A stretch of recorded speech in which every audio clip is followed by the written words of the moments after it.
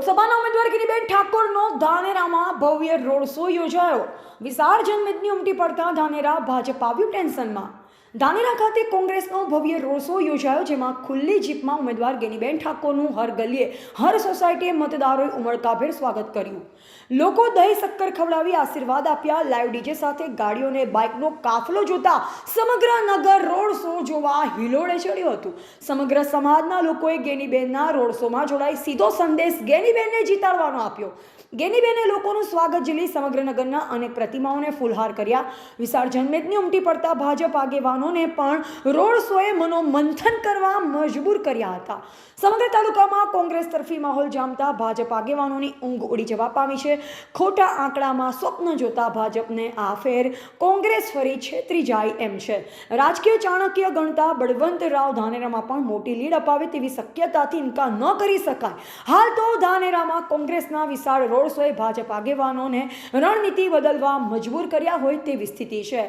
કોણે શું ટિપ્પણી કરી મને કોઈ ખ્યાલ નથી ને એમાં મારે કેવું એના કરતાં પંચાયતથી કરીને પાર્લામેન્ટ એ આપણી આ ડેમોક્રેસીનો ભાગ છે।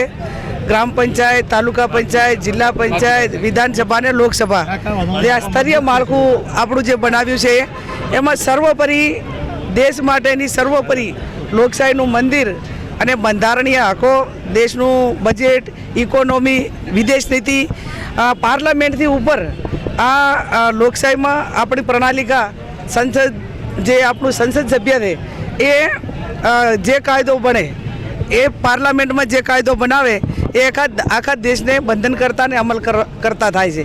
ત્યારે એને ડેલિગેટ સાથે ન સરખાવી શકાય।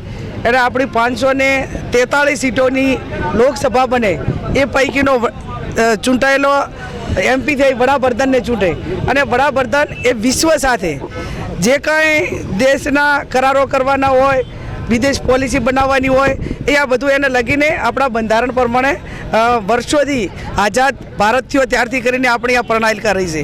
ત્યારે હું ચોક્કસ કહીશ કે આ દેશ એ ડેમોક્રેસી દેશ છે, લોકશાહી દેશ છે અને એ દેશના જે કાયદા છે એ લોકો માટે તમામ સ્તરે ઘણું સંશોધન કર્યા પછી એને અમલમાં મૂકવામાં આવેલું છે આપણું બંધારણ। એટલે બંધારણીય હકો મળેલા રહ્યા એને કોની કેટલી જે કેટેગરી છે એ એની અંદર બંધારણમાં દર્શાવેલી છે। આજે ધાનેરામાં રોડ શો યોજો, જંગી જન સમર્થન પણ મળ્યું, શું કહેશો? હું આભાર માનીશ ધાનેરા તાલુકાની જનતાનો, કોંગ્રેસના કાર્યકરોનો અને એમનું ઋણ અમારા ઉપર અને કોંગ્રેસ પાર્ટી ઉપર છે।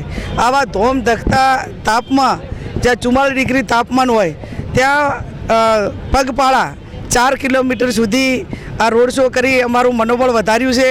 આવનાર સમયમાં એ જનતાનું ઋણ અમારા ઉપર છે। આભાર માનીશ હું કોંગ્રેસના તમામ કાર્યકર્તાઓનો કે એમણે ભવ્યથી ભવ્ય રીતે રોડ શોનું આયોજન કરી અને એક કોંગ્રેસ પાર્ટીનો જે માહોલ હતો એ માહોલમાં ઉમેરો કરવાનું એમણે જે કામ કર્યું છે। આવતીકાલે પ્રિયંકાજી પણ લાખણી મુકામે પધારી રહ્યા છે। ત્યારે અત્યારે એક ધાનેરા તાલુકાનો આવડો રોડ શો છે તો આવતીકાલે લાખણી મુકામે એ કેટલું જનસમર્થન અમને મળશે એ આપ સૌ મીડિયામાં બતાવજો। અને આ પ્રમાણે જ્યારે સ્વયંભૂ બનાસકાંઠાની પ્રજા ચૂંટણી લડી રહી છે ત્યારે મારે બનાસકાંઠાની 18 આલમ 36 કોમને કોંગ્રેસના કાર્યકરોનો હૃદયપૂર્વક આભાર માનવો જોઈએ। રાજપુરે એક નિવેદન આપ્યું છે રાહુલ ગાંધીને ગાંધી બાપુ સાથે સરખાવ્યા, શું કહેવાય? ગાંધી બાપુ અમારા આપણા સૌના દેશના રાષ્ટ્રપિતા, આપણે એમને દરજ્જો આપેલો છે। ત્યારે કોઈ ગાંધીજીની પ્રેરણાએ કામ કરે તો ગાંધી બાપુ તો નહીં પણ એમની પ્રેરણાએ ચાલીને એમના વિચારોને જીવંત રાખીને લોકો સુધી પહોંચે તો આપણે કોઈકને કહીએ છીએ કે આ માણસ તો ભગવાન જેવો છે। જ્યારે કંઈક સારું કામ કરે ત્યારે કોઈ પણ વ્યક્તિને આપણે એને ભગવાન સાથે સરખામણી કરીએ છીએ। ત્યારે કદાચ એમને ગાંધીજીના વિચારો રાહુલ ગાંધીએ સમગ્ર દેશને જન જન સુધી પહોંચાડવા માટેના પ્રયત્નો કર્યા એટલે એ ગાંધીજીની પ્રેરણાએ ચાલી રહ્યા છે। એવા હિતેશ પંડ્યા, સંબંધ ભારત ન્યૂઝ, ધાનેરા।